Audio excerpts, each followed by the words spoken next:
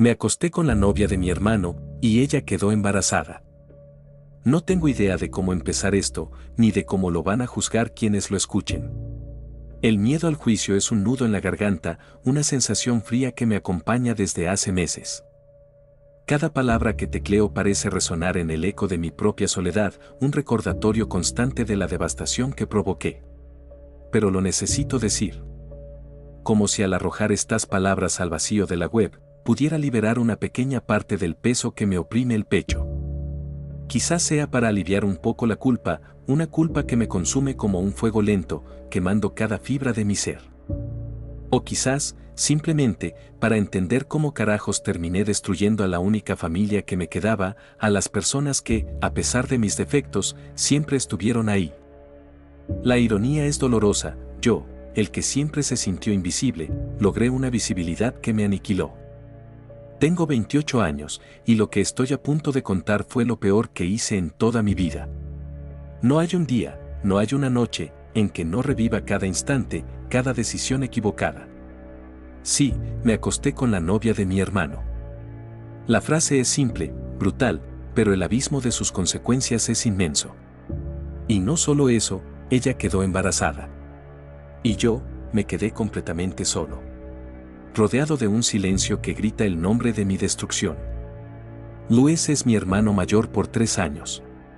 Desde que tengo memoria, él fue el sol alrededor del cual giraba nuestra pequeña galaxia familiar. Siempre el ejemplo perfecto. Su expediente académico, impecable, sus notas, un reflejo de su disciplina y talento. En casa, un hijo atento, siempre dispuesto a ayudar. Con sus amigos, un confidente leal, el centro de cada reunión. Era la personificación de lo que debía ser. Yo, por el contrario, era el satélite errante, el cuerpo celeste que se desviaba de su órbita. El que dejaba todo a medias, cursos de guitarra abandonados, proyectos escolares sin terminar, promesas olvidadas. El que se metía en problemas por impulsivo o por aburrimiento, atrayendo la mirada cansada de mis padres y el ceño fruncido de Luis. El que se sentía invisible, siempre un paso detrás, siempre a la sombra. Un eco desvanecido de la presencia luminosa de mi hermano. Pero, curiosamente, nunca hubo una rivalidad abierta, al menos no de su parte. Luis nunca alardeó, nunca me hizo sentir inferior directamente. Su bondad era tan genuina que casi dolía. Yo sí lo envidiaba, y lo admito con vergüenza. No por lo que tenía, sus logros, sus reconocimientos, sino por cómo la gente lo miraba. Por cómo lo respetaban, con esa admiración que solo se gana con mérito y carácter. Por cómo lo querían, con un afecto tan puro y evidente. A él siempre lo elegían, siempre lo buscaban. Yo pasaba desapercibido, una figura borrosa en el fondo de las fotografías familiares, hasta que conocí a Valeria. Luis la presentó en una reunión familiar, un domingo cualquiera en casa de mis padres. El aire estaba impregnado con el aroma a café y a ese bizcocho de naranja que mi madre hace solo para ocasiones especiales. Tenía poco más de 1 año saliendo con ella, pero era la primera vez que la llevaba con nosotros. Recuerdo el zumbido de la conversación que llenaba la sala, el tintineo de las tazas de porcelana. Y de repente, el mundo pareció aquietarse cuando ella cruzó la puerta de la mano de Luis. Desde que la vi, algo en mí se encendió. Fue una chispa, un escalofrío que me recorrió la espalda y me detuvo la respiración. No sé cómo describirlo exactamente. No era solo su físico, aunque eso ya era suficiente para voltear a verla 2 veces y sentir un vuelco en el estómago. Era su forma de hablar, su voz melodiosa pero firme, que se alzaba sobre el murmullo de la sala sin esfuerzo. De mirar, con unos ojos grandes y expresivos que parecían ver más allá de la superficie. De moverse, con una elegancia natural, sin artificios. Tenía una luz propia que eclipsaba todo lo demás. No estaba tratando de coquetear conscientemente, me lo juro. En ese primer encuentro, me esforcé por ser el hermano amable, el cuñado potencial que se comportaba. Pero yo sentí que cada vez que cruzábamos una mirada, cada vez que nuestras manos se rozaban al pasar el azucarero, cada vez que compartíamos una risa sobre alguna anécdota familiar, se abría una pequeña grieta en mi autocontrol. Una fisura diminuta en el dique que contenía mis impulsos.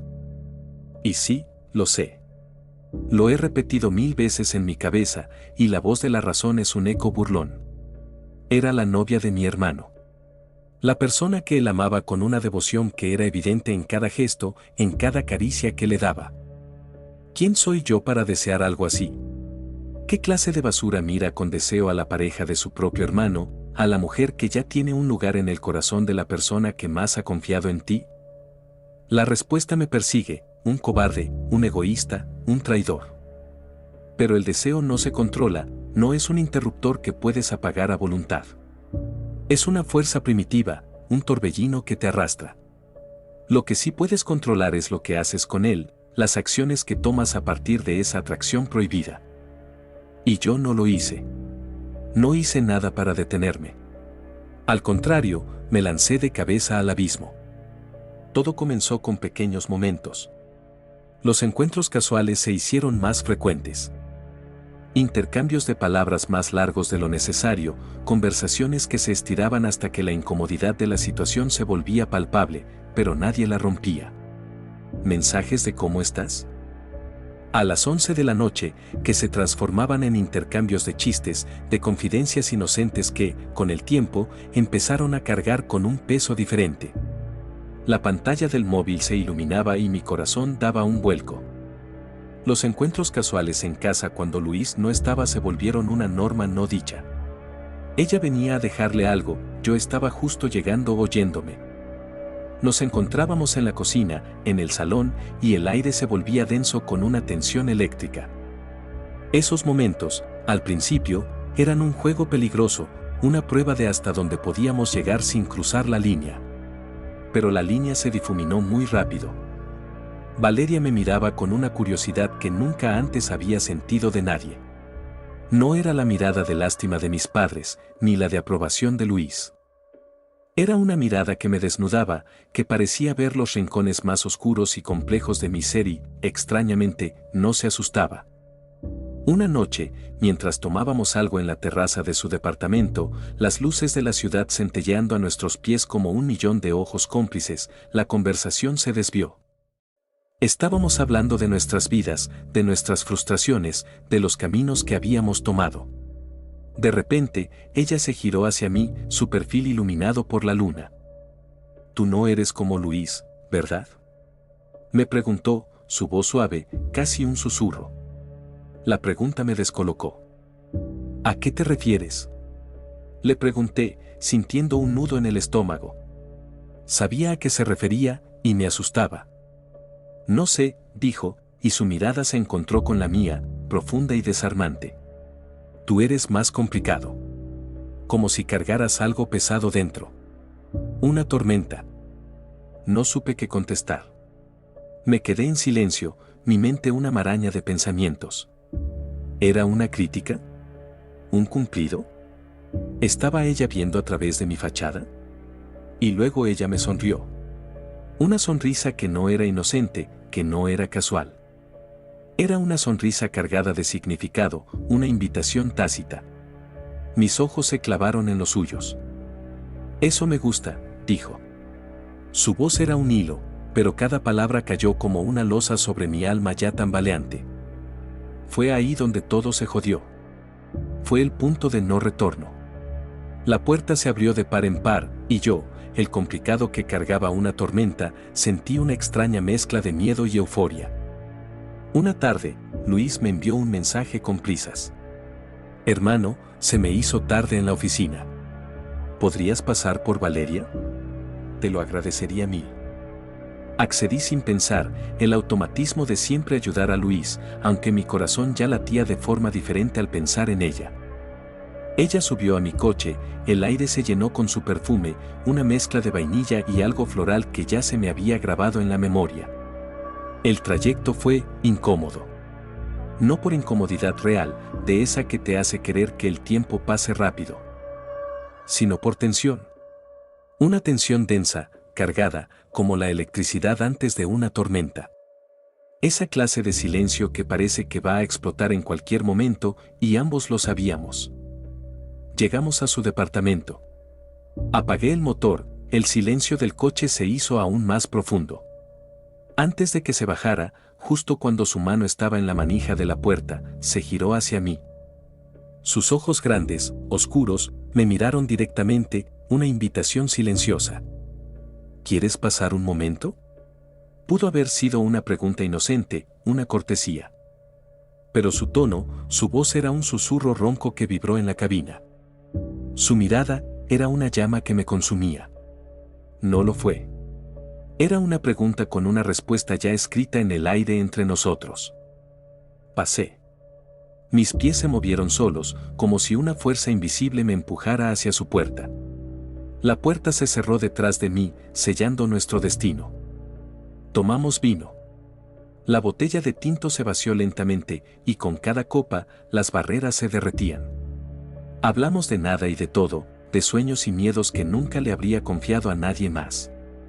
El tiempo se estiró, se dobló, dejando de existir. La atmósfera se volvió irreal, suspendida. Y luego, sin previo aviso, sin una palabra que lo anunciara, me besó. Se inclinó, sus labios suaves y firmes contra los míos. Solo, me besó. Como si lo hubiera planeado desde hace semanas, cada movimiento, cada instante, ensayado en su mente. Pude haberme apartado. Mis manos estaban libres, mis pies podían haberme llevado lejos. Pude haberle dicho que no, que esto estaba mal, que mi hermano. Pude haber salido corriendo, huir de esa tentación que me estaba arrastrando. Pero no lo hice. Mis brazos la rodearon, mis dedos se enredaron en su cabello. Correspondí al beso con la misma intensidad, con la misma desesperación. Me dejé caer, me rendí. Lo que pasó después fue inevitable. Una cascada. Fue rápido, un torbellino de emociones y sensaciones. Intenso, cada caricia, cada mirada, cada susurro, amplificado por la prohibición. Prohibido, y precisamente por eso, completamente adictivo. Esa noche nos acostamos por primera vez. El departamento de Valeria, que antes había sido solo un lugar donde dejaba a la novia de mi hermano, se convirtió en nuestro santuario secreto, un nido de pasiones ilícitas. Y no fue la última vez. Durante semanas, vivimos una doble vida, un romance clandestino que se tejía en los huecos de la vida de Luis. Nos veíamos a escondidas. A veces en su casa, con la constante amenaza de que Luis llegara en cualquier momento, haciendo que cada risa se silenciara al mínimo ruido en la escalera. A veces en la mía, cuando mis padres no estaban, sintiendo la misma adrenalina. A veces incluso en hoteles de paso, lugares anónimos que se convertían en cómplices silenciosos de nuestra traición. Yo sentía culpa, una punzada aguda que me perforaba el estómago cada vez que miraba a Luis a los ojos, cada vez que escuchaba a mis padres hablar de su felicidad. Pero más fuerte que la culpa, sentía placer. Un placer voraz, prohibido, que me electrificaba. Sentía poder. Por primera vez en mi vida, yo tenía algo que mi hermano no. Algo que él no sospechaba. Era como una revancha silenciosa por todos los años que vivía a su sombra, por todas las veces que me sentí menos. Una victoria amarga, construida sobre las ruinas de su confianza y mi propia moral. Cada beso, cada encuentro, era una afirmación perversa de mi existencia, un grito silencioso de «aquí estoy yo también». Pero como todo lo que se construye sobre una mentira, sobre cimientos podridos de engaño y traición, se empezó a desmoronar. Las grietas se hicieron visibles. Valeria comenzó a comportarse extraño con Luis. Más fría, más distante. Las cenas familiares, antes llenas de risas y miradas cómplices entre ellos, se volvieron tensas. Ella evitaba su contacto, sus respuestas eran cortas, sus ojos parecían perdidos en algún punto lejano. Él se dio cuenta, por supuesto. Luis no era tonto. La conocía. Su rostro, antes tan abierto, se llenó de confusión y luego de una creciente preocupación. Pero no sabía por qué. No podía ni imaginar la puñalada por la espalda que estaba recibiendo. Y en su desesperación, en un intento desesperado por aferrarse a lo que creía que se le escapaba, le pidió matrimonio. No fue una propuesta romántica, bajo las estrellas o en un restaurante elegante. Fue un acto de pánico, una súplica para recuperar la conexión que sentía desvanecerse.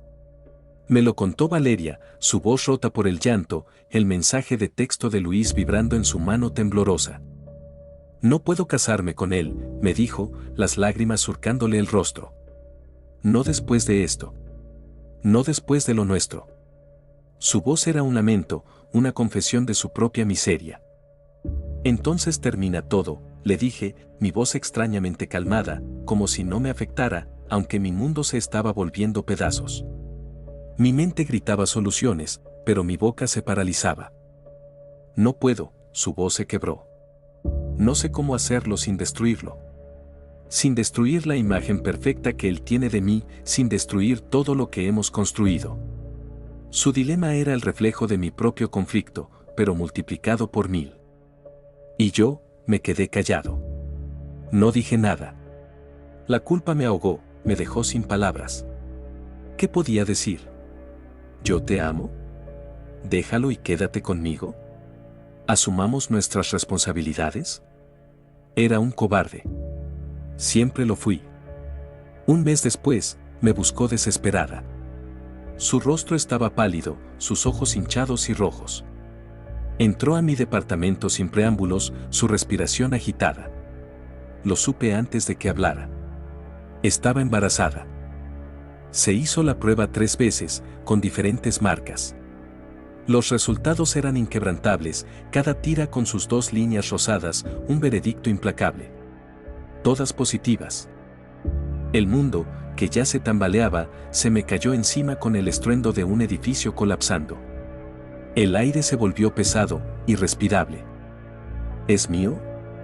Pregunté, la voz apenas un susurro. La pregunta flotaba en el aire, cargada de una incertidumbre aterradora. No lo sé, me respondió, su voz ahogada por el llanto.